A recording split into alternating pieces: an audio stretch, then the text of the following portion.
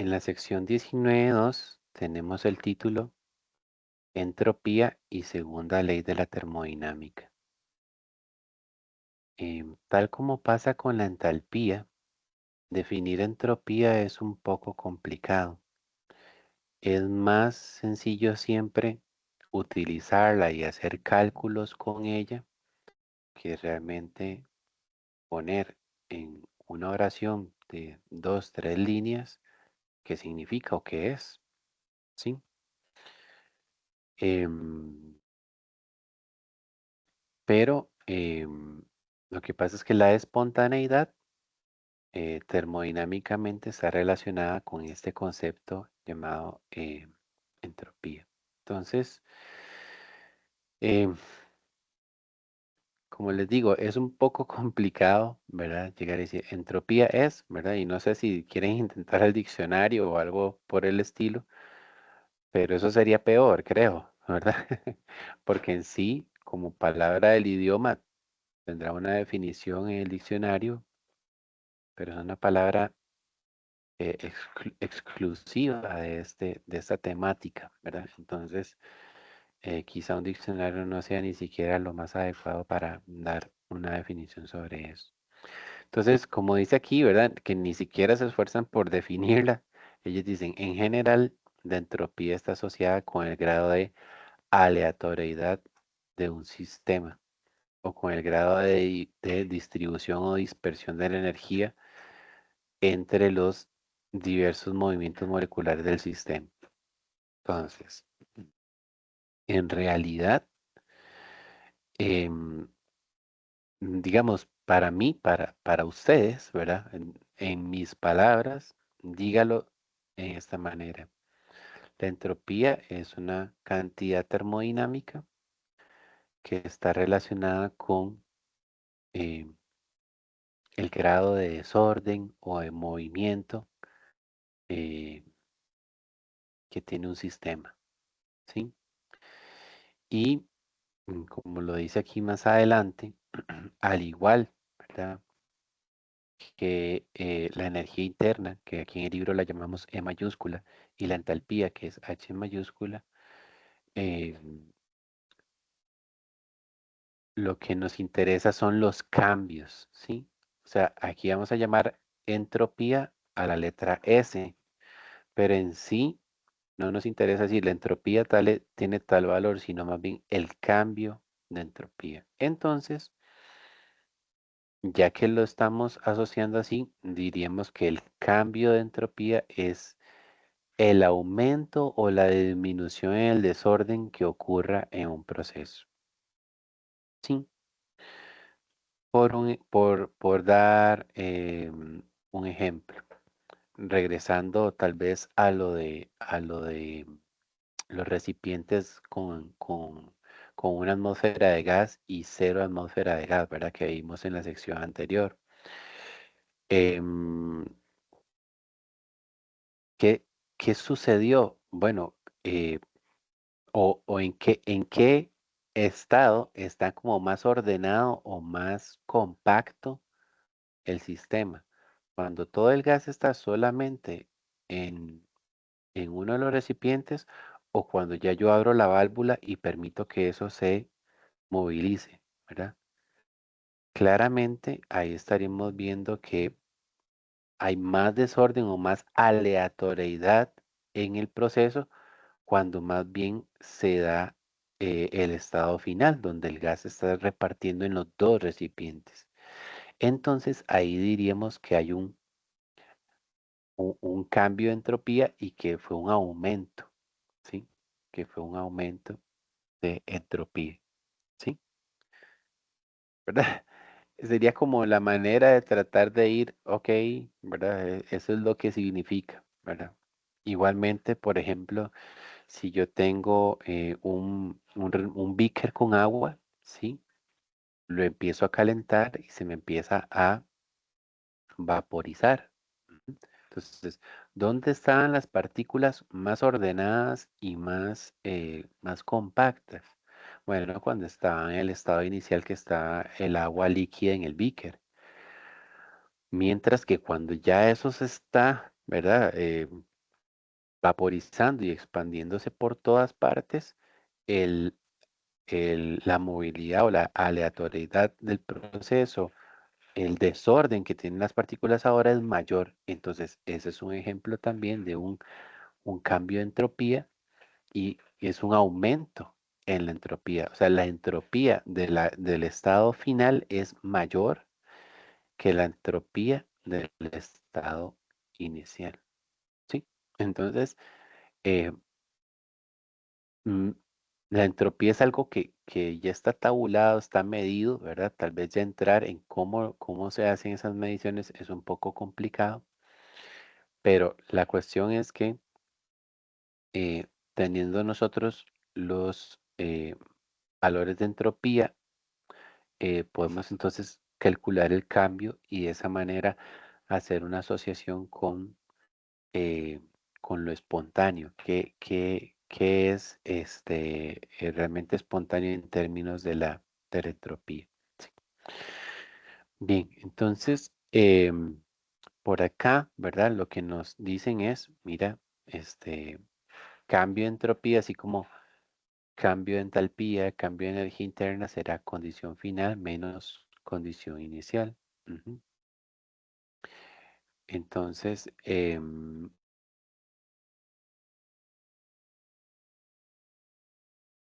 por acá, ¿verdad? Ya tenemos algunos ejemplos de lo que es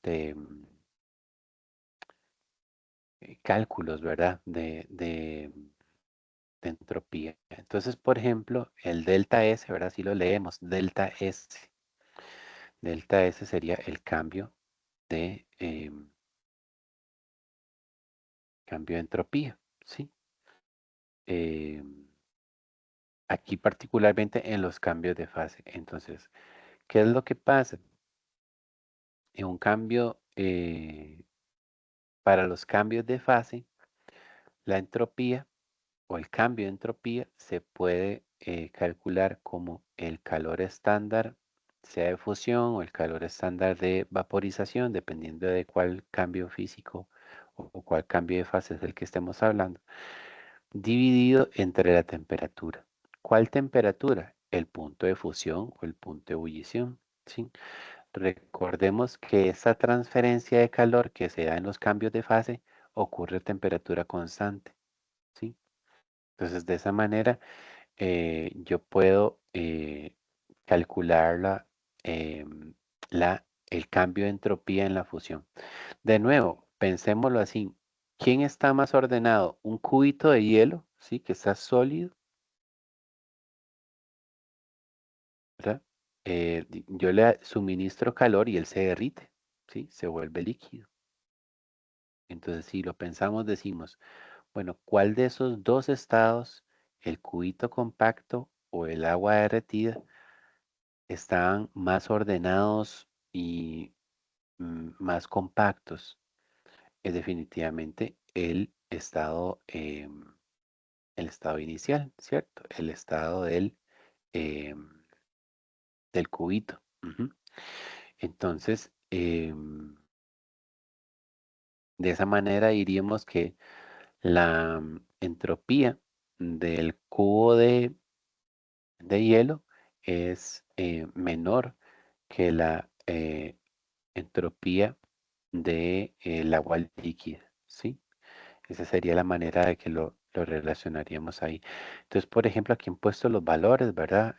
Este valor es el calor, el 6.01 es el calor estándar de fusión, ¿sí? Ujú. Em, un mol se multiplica por un mol, suponiendo que tengamos un mol de agua, ujú, y se divide entre 273, que es la temperatura de fusión del agua, ¿verdad? Entonces eso nos daría que un, un, una fusión de hielo, ¿verdad? O sea, ¿quién tiene más desorden? El agua líquida tiene más desorden que el hielo. Entonces, eso quiere decir que el agua líquida tiene más entropía que el hielo. Cuando yo reste esos valores, me va a dar entonces un valor positivo. Entonces, un aumento en el desorden siempre me va a llevar a cabo, o siempre cuando yo lo calculo, lo trate de computar, ¿verdad? A través de un valor, es un aumento en el desorden durante el proceso, va a darnos siempre un valor positivo de cambio de entropía. ¿Sí? Jeremy, ¿querías mencionar algo? Perdón. No hay problema, profe. No, no, que pensando en lo que usted mencionaba sobre lo compacto de las partículas, ¿no? Que en ese caso, ¿verdad? Que sería por las fuerzas de cohesión, ¿verdad? Que existen entre las partículas, ¿verdad? Más o menos como cuando pensamos en los estados de agregación de la materia, ¿verdad? Sí, correcto. Recuérdate que, digamos, em, las partículas de una sustancia siempre tienen energía, ¿verdad? Y esa energía se manifiesta en vibración de las partículas, en traslación, ¿sí? Siempre hay una energía que les va a permitir o les va a provocar movimiento, ¿verdad? A través de toda la masa de la sustancia, pero también hay unas fuerzas, como las hemos estudiado en este curso, intermoleculares que las atraen, ¿verdad? Entonces, esas fuerzas intermoleculares son fijas, o sea, si lo que tengo es agua, hay puentes de hidrógeno. ¿De qué magnitud? Es una magnitud fija, no importa si el agua está caliente o fría, esa magnitud de esos puentes de hidrógeno es una cantidad ya fijada. ¿Qué es lo que varía? La energía de traslación, ¿sí?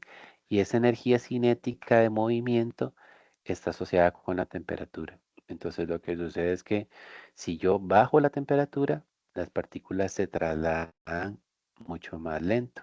Y entonces cuando se acerquen o cuando ya estén cerca unas de las otras y no vayan tan rápido, las fuerzas intermoleculares van a ser más importantes y van a empezar a lograr aglomerarse y compactarse o ordenarse de una mejor manera, ¿sí? Terminan cambiando de fase en ese caso, ¿sí? Entonces siempre está asociado a la temperatura. Ujú. Y a a una determinada temperatura se podrán vencer las fuerzas intermoleculares a tal punto que se pueda cambiar de fase. Mm. Bien. Am, bueno, aquí en un ejemplo parecido, ¿verdad? Al que nos daban acá arriba. Y aquí lo que sucede es que entonces tenemos una subsección donde hablamos de la segunda ley de la termodinámica. Si recordamos, la primera ley de la termodinámica lo que decía es que el calor más el trabajo era igual al delta o al cambio de energía interna, ¿sí? Esa fue la primera ley de la termodinámica, eso lo estudiamos en el capítulo 5. Acá em, este, nos presentan lo que sería la segunda ley de la termodinámica. Em, entonces, aquí lo que nos dicen, ¿verdad? Es que, digamos, eh, eh, o tal vez nos adelantamos un poco, ¿verdad? ¿En qué consiste? Si yo llevo a cabo un proceso por medio de proceso reversible, ¿sí? Tomo todos los cuidados para que el proceso sea reversible. Entonces, el cambio de entalpía que va a ocurrir va a ser cero. Ujú. El cambio de entalpía total. Aquí le llaman entalpía del universo, ya vamos a explicar eso. Em, pero para un proceso irreversible, el aumento de la entropía del universo siempre va a ser una cantidad positiva,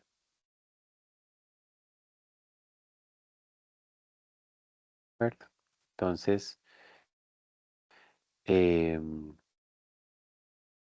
aquí tenemos una declaración muy, muy, muy importante, ¿verdad? Junto con eso, es que los procesos espontáneos son irreversibles,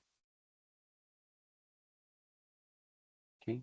Los procesos espontáneos son irreversibles, o sea, uno no puede retornar exactamente al mismo valor o a las mismas condiciones los estados iniciales y finales. Ujú. Em, y como lo sigue diciendo acá, ¿verdad? Entonces se puede decir que la entropía del universo aumenta en cualquier proceso em, espontáneo. Ujú. Entonces, básicamente eso es lo que quiere decir la segunda ley de la termodinámica. Por acá también lo tratan de enunciar. En general, cualquier proceso irreversible da por resultado un aumento en la entropía total, mientras que cualquier proceso reversible no genera un cambio global de entropía. Esta afirmación se conoce como la segunda ley de la termodinámica. ¿M? Para verlo con un ejemplo, es lo que ellos pusieron aquí arriba previamente. Ya vimos que si el hielo yo lo fundo, entonces yo puedo calcular el cambio de entropía del hielo, ¿sí? En ese caso, si el hielo yo lo considero como mi sistema, entonces a eso se le llama cambio de entropía, por eso dice aquí cis, ¿verdad? Que sería del sistema. Entonces ya dijimos, ¿verdad? Ese es el cálculo que hicimos anteriormente, un mol por el calor de fusión molar del hielo entre 273, eso nos da 22.0. ¿Sí? Em, pero si nosotros pensamos ese calor que recibió el hielo, ¿de dónde vino? O sea, ¿por qué se derritió? Digamos que nosotros dijéramos, em, em, bueno, perdón, aquí más bien el ejemplo es, mm, el ejemplo es un pedacito de hielo, ¿sí? Fundiéndose en la palma de la mano. Ujú. ¿Ok? O sea, que tuviéramos un pedacito de hielo y lo tenemos en la palma de nuestra mano. Entonces, ¿qué le pasa al hielo? Absorbe calor, ¿sí? Y ese calor, al ser a temperatura constante, podemos calcular la entropía de esta manera. Pero ¿de dónde recibió él el calor? De nuestra mano, ¿sí? Entonces, suponiendo que nuestra temperatura sea una temperatura normal del cuerpo, que andamos como en 36,5, 37, ¿m? Digamos que 310 Kelvin para 37. El calor que absorbió el hielo es igual al calor perdido por nuestra mano. Entonces, este 6.01 que recibió el hielo es perdido, negativo, 6.01 por la mano.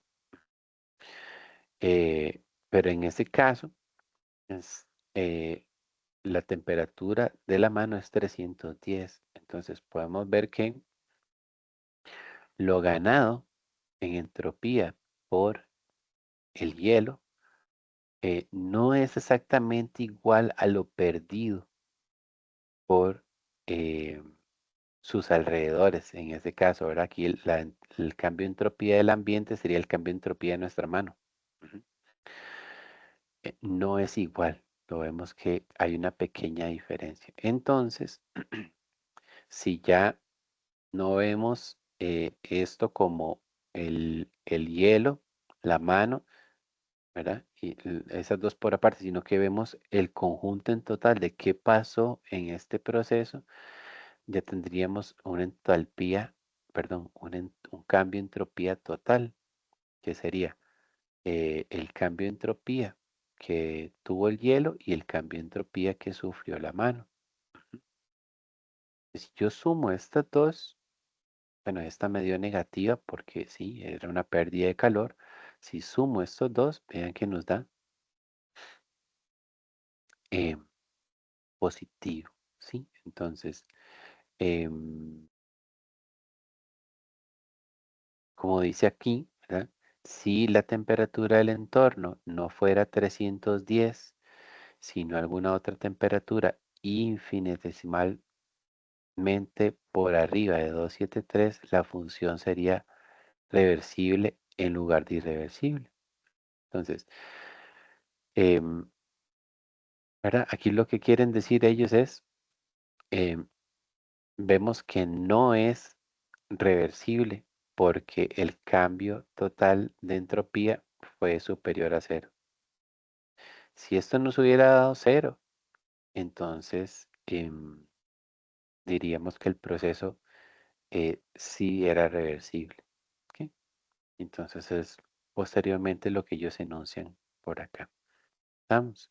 Entonces, tenemos dos situaciones. O se lleva a cabo de manera, ¿verdad? Eh, controlada y precisa para que sí se pueda reversar. En ese caso, el cambio de entropía total sería cero. O lo que va a suceder es que más bien la entropía del universo o la entropía de todo lo que está globalmente alrededor siempre va a aumentar cuando se lleva a cabo un proceso irreversible. ¿Sí? Entonces, esto, ¿verdad? Es esencial para lo que continúa aquí en la discusión en el libro.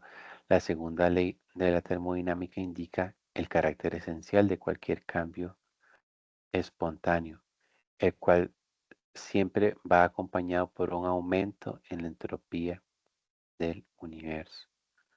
Entonces, em, aquí, ¿verdad? Lo que más bien estamos diciendo es que em, algo espontáneo siempre va a ser, va a tener un cambio de entropía positivo, ¿verdad? O un aumento. ¿Estamos? Entonces serían las relaciones que tenemos aquí ya nos presentan la entropía como una medida cuantitativa para nosotros poder, es decir, si un proceso va a ser espontáneo o no, reversible o irreversible.